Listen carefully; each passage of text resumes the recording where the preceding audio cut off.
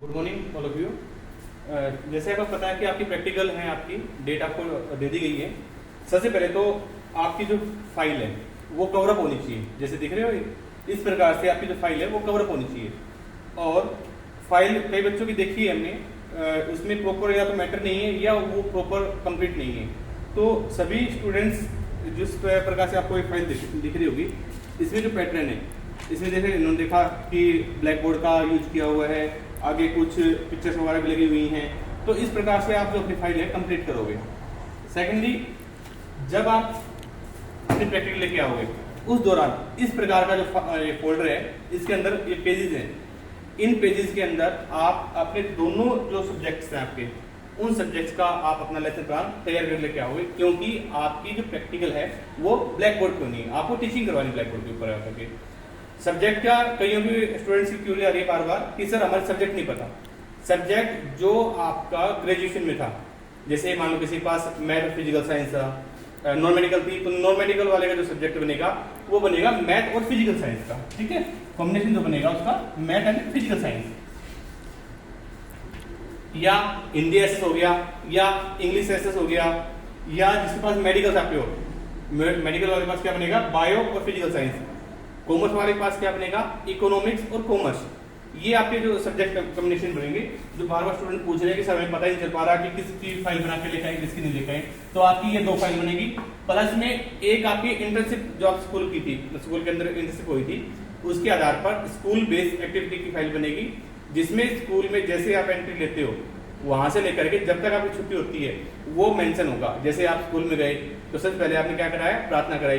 प्रार्थना के बाद जो स्टूडेंट्स हैं वो क्लास में चले गए, टीचर्स हैं वो अपने चले गए, तो उनका जो हाजिर लिस्ट है वो किस प्रकार से मेंटेन होता है, स्टूडेंट का कैसे होता है, बच्चों का कैसे होता है, ये सब चीज़ें आपको उस फाइल के अंदर मेंशन करनी है। उसके बाद आपने क्लास में किस वे में बच्चों को पढ़ाया, किस मेथड से आपने बच्चों को पढ़ाया, खेल खेल में बच्चों से पढ़ाते हैं या उनकी एक्टिविटीज कौन सी है, इस प्रकार की जो फाइलें हैं वो आपकी बनेंगी। ठीक है, अब आपको प्रैक्टिकल जब यहाँ पर आपकी होगी क्लास के अंदर, जब आप प्रैक्टिकल देने आओगे तो उस समय आपको क्या करना है, सबसे पहले आपको आपकी इस तरफ एंट्री करनी है। जैसे सबसे पहले क्या करना है, छात्रा अध्यापिका।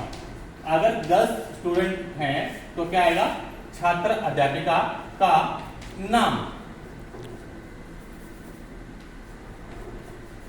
ठीक है, जो भी है। अगर बॉयज स्टूडेंट है तो आएगा छात्र अध्यापक का नाम। ठीक है, उसके बाद आपका अनुक्रमांक यानी रोल नंबर, जो आपका यूनिवर्सिटी का रोल नंबर था, जो भी था 19, 23, 50 या जो भी है वो वो रोल नंबर आएगा।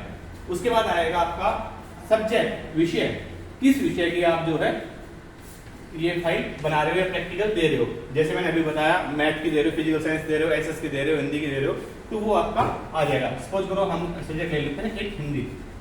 ठीक है, क्योंकि टॉपिक कॉमन सा ले लेंगे, बताऊंगा उसके बाद में आपको। इस दौरान क्या आएगा आपका, सबसे पहले आएगा कालांश। ये देखो एंट्री इधर उधर हो सकती है, कोई जरूरी नहीं है। जो एंट्री मैंने की है ये थोड़ी बहुत इधर उधर हो सकती है, कंपल्सरी नहीं कि आप रट के लाओगे ऊपर कालांश था नीचे ये था, नहीं। ये एंट्री है, ये कैसे भी आपके हो सकती है कि आपका जो पीरियड है वो क्या था, दिनांक, इस दिनांक को आप जो है आपने ये लेसन डिलीवर किया है। ठीक है, और उसके बाद ये आएगा आपका प्रकरण।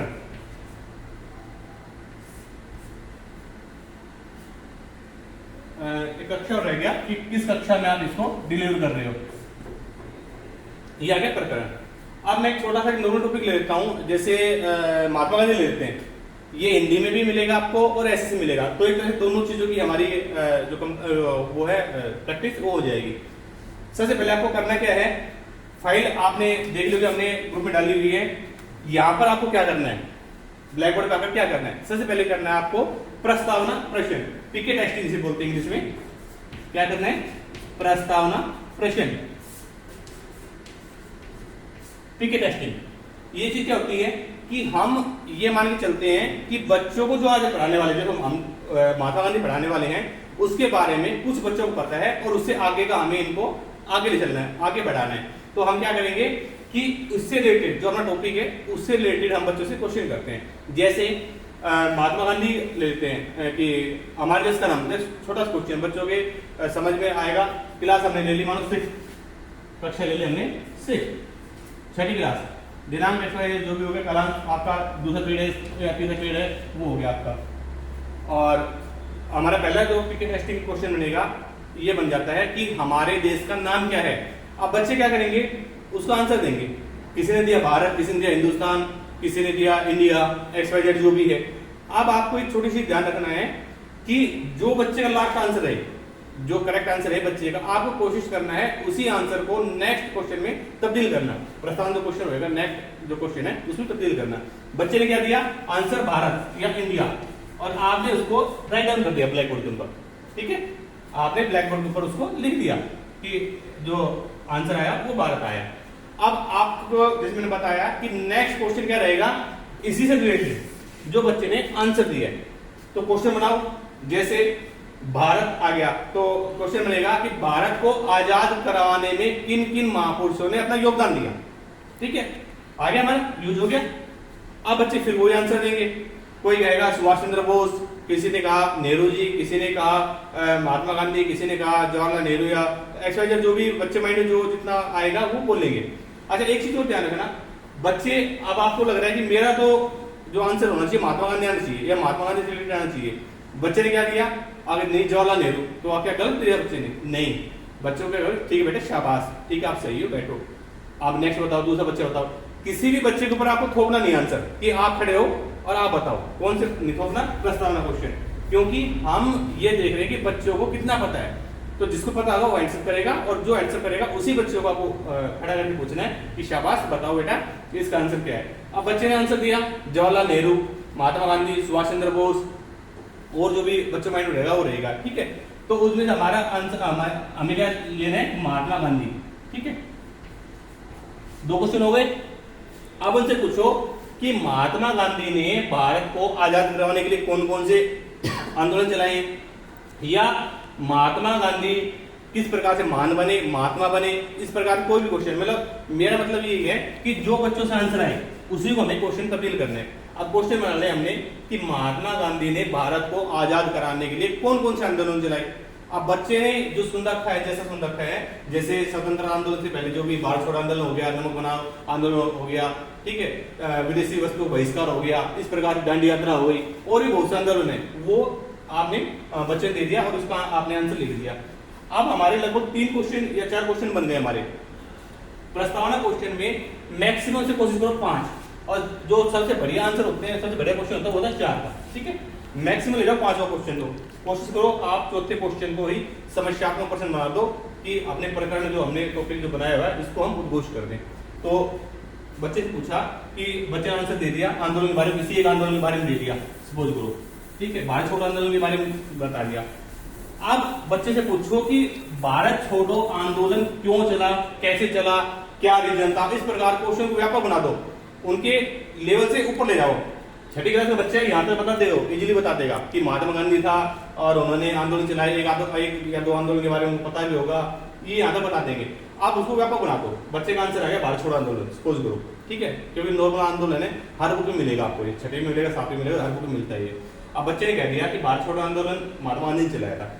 आप बच्चे उससे पूछोगे कि महात्मा गांधी ने भारत छोड़ो आंदोलन क्यों चलाया, इसका क्या रीजन था, कहां से शुरू हुई, इस प्रकार से क्वेश्चन को व्यापक बना दो। अब बच्चे जो है मौन हो जाएंगे, बच्चे चुप हो जाएंगे। उसी समय आपको अपना जो टॉपिक है उसको लिख देना है, बोलना है। ठीक है बच्चों, आज हम महात्मा गांधी जी के बारे में पढ़ेंगे या विस्तृत अध्ययन करेंगे। टॉपिक लिख दिया आपने।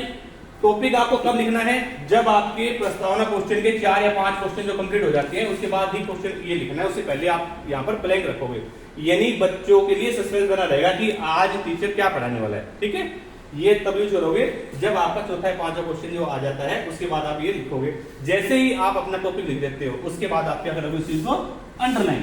ठीक है, टॉपिक अंडरलाइन जरूर करना, ये चीज याद रखना कि टॉपिक जो आपका है ये अंडरलाइन होगा। ये हो गया हमारा प्रस्तावना प्रश्न। क्लास में एंट्री के बाद ये हो गया हमारा प्रस्तावना प्रश्न। अब आपको आपकी जो डायरी के अंदर है, आपने सभी ने बनाई है, उसके अंदर आपने देखो ये 4 रो दिख रही होंगी आपको शायद, ये 4 रो आपने बना रखी है। इन 4 रो में करना क्या है आपको, जैसे ये आपकी 4 रो होगी, ये आपको ब्लैक बोर्ड पे एंट्री नहीं करनी है, ये आपकी समझ के लिए बता रहा हूं मैं। कोई भी बच्चा यहाँ पर जब पढ़ाते समय ब्लैक बोर्ड पे एंट्री नहीं करनी है, आपकी ब्लैक बोर्ड की एंट्री यही खत्म हो जाएंगी। ये जो एंट्री है यहीं पर ब्लैक बोर्ड की एंट्री खत्म हो जाती है। ब्लैक बोर्ड को यूज क्या करना आपको, जैसे कोई प्रसिद्ध डेट आ गई बच्चों को पढ़ाते समय, या बच्चों ने कुछ बताई, जैसे मैंने अभी लिखा था बच्चों ने आंसर दिया महात्मा गांधी, बच्चों ने आंसर दिया भारत, वो मैंने लिखा था। या हो सकता है आपने कोई डेट पूछ ली, जैसे मान लो पूछ लिया कि भारत कब आजाद हुआ, बच्चों ने डेट दी तो हमने लिख दी उस चीज को 15 अगस्त 1947, या इनका जन्म कब हुआ, या ऐसे कोई प्रसिद्ध नाम आ गया कोई भी, तो वो लिख दी। ये ब्लैक बोर्ड आपको तब यूज करना है। बाकी ये जो 4 रो है मैंने बनाई है, ये कोई भी ब्लैक बोर्ड पे नहीं बनाएगा, ठीक है। ये बनेगी सिर्फ आपकी जो आप ये बना के लेके आओगे, जो आप घर से तैयार प्रिपेयर कर लेके आओगे, उसके अंदर ये एंट्री होंगी, ठीक है। इन एंट्री लिखने कहते हैं, सबसे पहले रहेगा आपका शिक्षण बिंदु, समझते हो, शिक्षण बिंदु क्या चीज होती है। शिक्षण बिंदु कि हम पढ़ाने वाले क्या हैं, किस बारे में बताने वाले हैं। हमारा जैसे पहला जो मेन टॉपिक हमारा महात्मा गांधी, पहला पॉइंट बनेगा उनका जन्म, क्योंकि किसी चीज का जन्म ही होगा ना, उसके बाद ही तो बड़ा होगा धीरे धीरे, पहले हमने बना दिया जन्म। नेक्स्ट जो कॉलम रहेगा वो रहेगा छात्र अध्यापक या छात्र अध्यापिका, जो गर्ल्स है छात्र अध्यापिका लिखेंगे, जो बॉयज है वो क्या लिखेंगे, छात्र अध्यापक। तो यहाँ पर क्या करेंगे हम, छात्र अध्यापक क्रियाएं, यानी जो आपको करनी है, आप जो है छात्र अध्यापक हो, आपको जो काम करना है, आप जो काम करोगे वो इसके अंदर आएगा। नेक्स्ट हमारा क्या आएगा, विद्यार्थी या स्टूडेंट जो भी है, विद्यार्थी क्रियाएं या एक्टिविटी, ठीक है, स्टूडेंट एक्टिविटी, ये नेक्स्ट पॉइंट आएगा। ये आएगा हमारा श्यामपट, जो ब्लैक बोर्ड है, इसको ब्लैक बोर्ड या श्यामपट कार्य लिख सकते हो। क्या आएगा, श्यामपट कार्य, ठीक। शिक्षण बिंदु में हमने पहले डाला जन्म।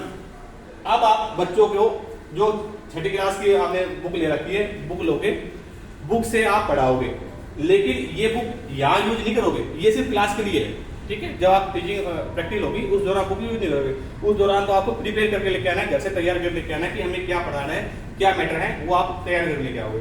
जन्म आप बताने लगे बच्चों को कि बच्चों महात्मा गांधी का जन्म कहाँ हुआ था, गुजरात में हुआ था, पोरबंदर नामक स्थान पे हुआ था। कहाँ पर हुआ था, गुजरात में। तो उस चीज को आप लिख सकते हो। जैसे मैंने बताया ये चीज नहीं लिखनी है, कभी ये लिख दो आप, ठीक है। तो मैं इसको रख कर इसको, तो ये चीज आप लिख दोगे आप कि इनका जन्म गुजरात में हुआ था। कब हुआ था, 2 अक्टूबर, कब हुआ था, 2 अक्टूबर 1869 में। तो जैसे मैंने बताया कि डेट हो गई, कोई प्रसिद्ध नाम हो गई चीज, तो उस दौरान आप ये चीज लिखोगे, ठीक है। आप एक पढ़ते चले गए, आपने बताया जन्म हुआ, कब हुआ, कैसे हुआ, कहाँ हुआ, बुक में देखा आपने जो। अच्छा, कोशिश करना कि जो पढ़ाओ, जैसे मान 6ठी क्लास का बच्चा ले रखा आपने, ठीक है, तो बुक के अंदर उतना ही लेवल होगा। ये नहीं कि आप उनको लेवल ज्यादा एक दिन में आप उनको मास्टर बनाने की सोचो, क्योंकि छोटे बच्चे हैं। आप लेवल देखो किस क्लास के लेवल के बच्चे पढ़ा रहे हो, ठीक है। हो सकता है महात्मा गांधी पूरे में बुक की बुक है, तो जरूर नहीं आप बच्चों को पढ़ाओ। बच्चों को उतना ही करवाना है जितना उनको सिलेबस में, जितना उनकी बुक के अंदर है, वो ही आपको बताना है। आपने बुक में नॉर्मल जो चीजें होती है कि जन्म गुजरात में हुआ था, ये उनकी डेट थी, ये उनकी माता का नाम था, ये पिता का नाम था। मेरे ख्याल में शायद इतना ही होता होगा 6ठी क्लास में, इससे ज्यादा नहीं होता होगा। फिर भी थोड़ा बहुत और मैटर है तो आप उनको बता सकते हो, ठीक है। तो हमारा जो फर्स्ट जो पॉइंट था वो हो गया हमारा कंप्लीट, शिक्षण बिंदु में जन्म। ये यहाँ पर वो जो चीजें आप बता रहे हो, पढ़ा रहे हो, वो सारी चीजें आपको इसके अंदर जब बना के लेके आओगे वो चीज लिखी होगी, ठीक है। इस चीज के अंदर आप बना के लेके आओगे वो सारी चीजें इसके अंदर लिखी होगी। विद्यार्थी क्या करेंगे, ध्यानपूर्वक सुनेंगे या लिखेंगे, जो भी करेंगे, मतलब आप यहाँ पर कोई भी लिख सकते हो जी। विद्यार्थी ध्यानपूर्वक सुन रहे हैं, विद्यार्थी अपनी नोटबुक में नोट कर रहे हैं, विद्यार्थी याद कर रहे हैं, ठीक है। जो भी काम कर रहे हैं वो यहाँ पर हो गया। श्यामपट कार्य, जो काम आप यहाँ पर करोगे वो श्यामपट में लिखा होगा। जैसे मैं बताया कोई प्रसिद्ध डेट हो गई, उसमें क्या करोगे, जैसे फाइल के अंदर एक ब्लैक बोर्ड टाइप का देखो एक लगा रखा है, आपने देख पा रहे हो, आप ब्लैक बोर्ड था, इसके अंदर कुछ लिखा हुआ है, तो वो चीज आपको यहाँ पर लिखनी है। जैसे डेट मैंने बताया, डेट लिख दी, स्थान बताया गुजरात, कोई भी एक या 2 वर्ड, मैक्सिमम 2 वर्ड बहुत होते हैं, जो आप स्टिकर लगाओ उसके ऊपर, वो आपने यहाँ पर लिख दिए। ये आपका पहला जो पॉइंट है वो कंप्लीट हो गया। अब जन्म के बाद उनकी आती मानव शिक्षा, बुक के अंदर शिक्षा बारे में बता रखा है, तो नेक्स्ट पॉइंट क्या हो गया, शिक्षा हो गया। अब शिक्षा के बारे में बच्चों को बताओ यहाँ पर, कि उनकी शिक्षा कहाँ हुई, प्राइमरी स्कूल में हुई, गवर्नमेंट में हुई, सरकारी में हुई, उसके बाद वो वकालत करने बाहर चले गए, या उन्होंने क्या क्या चीज़ करी, जो भी आपके बुक के अंदर होगा वो सारी चीज़ें आप यहाँ पर बता दोगे। विद्यार्थी के एग्जाम में सेम वही रहेगा, विद्यार्थी ध्यानपूर्वक सुन रहे हैं, लिख रहे हैं, याद कर रहे हैं, वो थोड़ा बहुत चेंज करके अपने हिसाब से। चैप्टर कार्य में वही चीज़ें कि बाहर गए, इंग्लैंड गए, या उन्होंने ये चीज़ें लर्न करी, ठीक है, ये चीज़ हो गई कंप्लीट। अब आपको लगता है कि जो टॉपिक था, जो हमारा किताब में जो चैप्टर था, वो लगभग आधा हो गया, हाफ हो गया, ठीक है। तो उस दौरान क्या आएगा हमारा दूसरा पॉइंट, बोधात्मक क्वेश्चन। नेक्स्ट क्या आएगा हमारा बोधात्मक क्वेश्चन।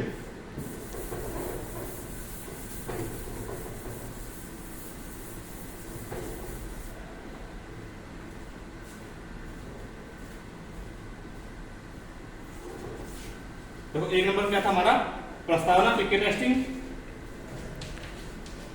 2 नंबर पे हमने अपने उद्घोष किया प्रस्तुतिकरण, जो है ये प्रस्तुतिकरण,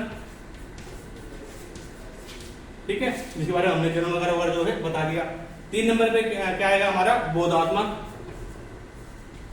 बोधात्मक प्रश्न, ठीक है। ये चीज क्या होती है बोधात्मक प्रश्न, ये चीज ये होती है कि जो टॉपिक आपने पढ़ा दिया, जितना चैप्टर आपने पढ़ा दिया, वो कितना बच्चों के समझ में आया। मैंने एक चीज बताई थी अभी आपको कि प्रस्तावना क्वेश्चन में कभी भी क्वेश्चन बच्चों ऊपर नहीं थोपोगे आप, कि आप खड़े हो उसके बाद क्वेश्चन करो, ठीक है। बोधात्मक क्वेश्चन में आप ये चीज कर सकते हो, बोधात्मक क्वेश्चन में आप कर सकते हो, वैसे करना नहीं है आपको ये भी, लेकिन यहाँ पर वो चीज वैलिड होगी। क्यों? क्योंकि ये चीज आपने पढ़ा दी, आपने पढ़ा दी तो बच्चों से आपने खड़ा करके पूछ लिया कि शाबाश बेटा बताओ कि जो आपने बताया उसी में क्वेश्चन करना है कि महात्मा गांधी जन्म कब हुआ, या महात्मा गांधी कहाँ शिक्षा ली, उनके पिता का नाम क्या था। इस प्रकार से बोधात्मक क्वेश्चन में मैक्सिमम 2 क्वेश्चन या 3 क्वेश्चन, 2 या 3 लास्ट, ठीक है, ये आप क्वेश्चन करोगे। उसके बाद कंटिन्यू फिर वही कर दोगे, जैसे हमारा 3 या 4 बिंदु हो गए थे, चौथा या तीसरा जो बिंदु आएगा नेक्स्ट, इसके बाद जो भी रहेगा इनका शिक्षा के रहेगा या स्वतंत्र आंदोलन भाग रहेगा, जो भी जो भी रहेगा वो आप अपना कंटिन्यू करो, ठीक है। यहाँ पर आप क्या करोगे, उस चीज को चैप्टर को कंप्लीट कर लोगे। अब जब कंप्लीट हो जाता है आपका जो चैप्टर है वो कंप्लीट हो जाता है, तो कंप्लीट होने के बाद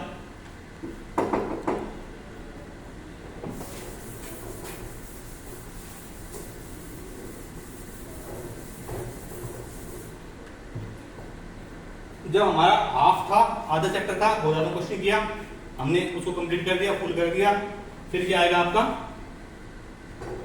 पुनरावृत्ति क्वेश्चन। पुनर्जमा आवर्ती यानी जो आपने पढ़ा दिया उसी के बारे में पूरा, यहाँ पर हमने जितना पढ़ाया उसके बारे में पूछा था। अब यहाँ पर क्वेश्चन हो जाएंगे लगभग 3 से 4 पुनरावृत्ति क्वेश्चन हो जाएंगे, लगभग 3 से 4 हो जाएंगे। 3 नंबर यहाँ पे पुनरावृत्ति प्रश्न, ठीक है। इसमें 3 से 4 क्वेश्चन आप पूछोगे जो पढ़ाया बच्चों के बारे में, उसके बारे में, और लास्ट में आपका आएगा गृह कार्य, गृह कार्य, ठीक है। गृह कार्य में क्या दोगे, जो आपने चैप्टर पढ़ाया उसका एक बड़ा रूप, जैसे महात्मा गांधी पढ़ाया, ठीक है बच्चों, कल आप घर से महात्मा गांधी जी के बारे में याद करके लेके आओगे, लिख कर लेके आओ, जो भी आप काम देना चाहो वो आप बता सकते हो, या इनके चित्र बना के लेके आओगे।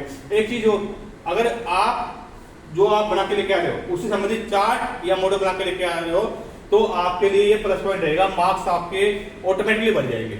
अगर कोई विद्यार्थी से महात्मा गांधी आप पढ़ा रहे हो, आपने घर से तैयार कर लेके आए महात्मा गांधी, ठीक है, तो इससे संबंधित चित्र ले आए, आप मॉडल ले आए या चार्ट ले आए, तो वो आप बच्चों को दिखाओगे तो जो एग्जामिनर है वो ऑटोमेटिकली आपके जो नंबर है वो बढ़ा देंगे। एक चीज और स्पेशल मैं बोल रहा हूँ, इस चीज को स्पेशल कि कोई भी विद्यार्थी इसी के ऊपर कॉपी नहीं बना के लेके आएगा। जैसे हमने प्रैक्टिकल फाइल ग्रुप में छोड़ी है, सभी विद्यार्थी एज इट इज, जिसमें गलतियां थी गलतियां लिख ले, जबकि हमने स्पेशल कहा था कि कोई भी विद्यार्थी एज इट इज नहीं उतारेगा। किसी में इंडेक्स हमने नहीं भेजा तो विद्यार्थी ने भी इंडेक्स नहीं बनाया, किसी में हमने ये नहीं भेजा नाम ऊपर लिखना है, क्लास लिखनी है, तो विद्यार्थी ने वो भी नहीं लिखी। तो इसलिए मैं स्पेशल बोल रहा हूँ चीज, महात्मा गांधी के ऊपर कोई भी विद्यार्थी टॉपिक नहीं बना के लेके आएगा किसी भी सब्जेक्ट में। मैंने सिर्फ आपको उदाहरण के लिए देखा है, किसी भी विद्यार्थी का महात्मा गांधी के ऊपर जो टॉपिक आएगा वो एक्सेप्टेबल नहीं होगा, ठीक है। इसी का ध्यान रखना इस चीज का। ये हो गया हमारा टॉपिक, यहां तक आप कंप्लीट हो गया। ठीक है, ये आपको करवाना है। सेम ऐसे ही ये हो गया, मान लो हिंदी में चल गया और एसएस में चल गया, क्योंकि दोनों के अंदर ये चीज आती है, हिंदी में भी आती है और एसएस में आती है। महात्मा गांधी जो टॉपिक है, सपोज करो किसी को मैथ पे करवाना है, आपकी ये डायग्राम ठीक किसी भी सब्जेक्ट का हो, आपका किसी भी सब्जेक्ट का हो, मैथ हो, फिजिकल साइंस हो, एसएस हो, हिंदी हो या जो भी हो, वो आपकी ये रहेगा, मैथ, फिजिकल साइंस या कॉमर्स, आर्ट, जो भी एक्सवाइजेड जो भी है, जो भी सब्जेक्ट है, यहां तक की एंट्री, जो ये एंट्री है वो सेम रहेंगी, प्रारूप आपका सेम रहेगा सब कुछ, सिर्फ उसका अंदर का जो मैटर है, जो बुक का जो मैटर है वो चेंज होगा। जैसे प्रस्तावना, मैथ प्रस्तावना क्या करोगे, मान लो आप एक त्रिभुज पढ़ा रहे हो, क्या पढ़ा रहे हो आप, त्रिभुज। बच्चों से क्या करोगे, बच्चों से आप कह सकते हो कि बेटा बताओ ये क्या है। अब देखो बच्चे का आंसर अलग अलग आ सकता है, आपको पता है त्रिभुज है, छठी क्लास के बच्चों को नहीं पता, या हो सकता है सब सेवंथ ले लिया, मान लो स्कूल में सेवंथ ले लिया, उनको नहीं पता है त्रिभुज है, और हो सकता है पता भी हो कि त्रिभुज है। अब बच्चे तो बच्चे ना अलग अलग आंसर देंगे, कोई कहेगा सर ये 3 भुजाएं हैं, 3 लाइन है, किसी का आंसर सही भी आएगा कि ये त्रिभुज है। अब जैसे मैंने बताया कि आपका जो आंसर आएगा बच्चों से, कोशिश करना उसी को ही आप जो है नेक्स्ट क्वेश्चन बनाने की। बच्चे ने कहा सर 3 भुजाएं हैं, नेक्स्ट क्वेश्चन क्या बनेगा कि तीनों भुजाओं के जो तीनों भुजाएं मिलकर एक आकृति बनाती हैं, उस आकृति को क्या कहते हैं। फिर आपका आंसर आ सकता है कि ये त्रिभुज है, क्योंकि उससे पहले तो आपने लाइन खींची है, उससे पहले आपने नहीं बताया कि ये चीज आपने लाइन खींची है, तो बच्चों माइंड में होगा सर ये हो सकता है नॉर्मल लाइन बनाई हो सकता है त्रिभुज बना दी हो। लेकिन जब बच्चे का आंसर आया कि ये 3 लाइन है, तो आप क्वेश्चन करोगे तीनों लाइन मिलकर के जब आकृति बनाती हैं, या 3 लाइन मिलकर जो आकृति बनाती हैं उसे क्या कहते हैं, उसका नाम त्रिभुज है, उसको त्रिभुज कहते हैं। आ गया आंसर त्रिभुज। 2 क्वेश्चन हो गए हमारे। तीसरा क्वेश्चन, त्रिभुज के तीनों कोणों का योग कितना होता है। लगभग बच्चों को लगभग ये पता होता है, मोस्टली पता होता है, कितना होता है 180 डिग्री। आ गया नेक्स्ट क्वेश्चन। अब नेक्स्ट क्वेश्चन हमारे बनाना इसी में से 180 में से, क्या त्रिभुज के तीनों कोणों का योग बराबर होता है, यानी साइड साइड साइड 60 60 60। बच्चे को कहेंगे हाँ भी तो ना भी, तो आपको क्या कहना है कि क्यों नहीं होता, और बच्चे कहेंगे होता है, क्यों होता है, उस समय आप चित्र बना दो फिर बोर्ड पे, क्या इसमें है, इसमें जो तीनों कोणों का हमने पूछा कि साइड साइड डिग्री बराबर इक्वल होता है, क्या इसमें इक्वल है कौन, बच्चे कहेंगे नहीं है, तो अभी तो कहा था आपने कि होता है, तो फिर इसमें क्यों नहीं है। आप बच्चे के लिए समस्या में स्थिति हो जाती है 6-7 के लिए। आप 10वीं तक 11वीं ले, आपने बहुत मास्टर डिग्री की हुई, आपको पता है कि इसमें क्या कमी है, इसमें क्या कमी नहीं है, लेकिन बच्चों को नहीं पता ये चीजें। बच्चे छोटे हैं अभी, उनको वो इतना डिफाइन नहीं कर पाएंगे कि क्यों नहीं है, किस लिए नहीं है। तो यहाँ पर हमारा टॉपिक आगे निकल के क्या टॉपिक आ गया कि ठीक है बच्चों, आज हम त्रिभुज के बारे में ज्ञान प्राप्त करेंगे, या आपको त्रिभुज के बारे में पढ़ाएंगे, और इसको अंडरलाइन कर देना टॉपिक, ठीक है। ये हमारा प्रस्तावना क्वेश्चन कंप्लीट हो गया। दूसरा आता है प्रस्तुतिकरण। क्या बताया था मैंने प्रस्तुतिकरण में कि फाइल के अंदर तो आपकी वो 4 रो बनेंगी, लेकिन यहाँ पर कुछ नहीं बनेगा।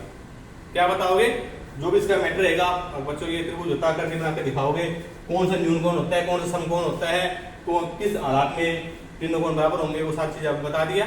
हो गया प्रस्तुतिकरण। तीसरा क्या आ गया हमारा बोधात्मक क्वेश्चन। 2 या 3 क्वेश्चन जो मैंने बताए थे कि 2 या 3 क्वेश्चन आप उनसे पूछो, जो आपने पीछे पढ़ा दिया कि कौन सा न्यून कोण है, कौन सा समकोण है, क्यों नहीं है, किस जो भी आपने पढ़ाया।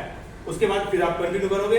कंटिन्यू के बाद जैसे आपका कंटिन्यू हो जाता है, कंप्लीट हो जाता है, उसके बाद आपका पुनरावृत्ति क्वेश्चन जो आपने पढ़ाया उसके बारे में नेक्स्ट जैसे भी है वो आप उसको पढ़ाओगे, ठीक है। फिर आएगा गृह कार्य। इस प्रकार से आपके जो लेसन प्लान है वो बनेंगे। ये एंट्री फिर बता रहा हूं आपकी सेम रहेगी, कोई भी इन एंट्री चेंज नहीं करेगा।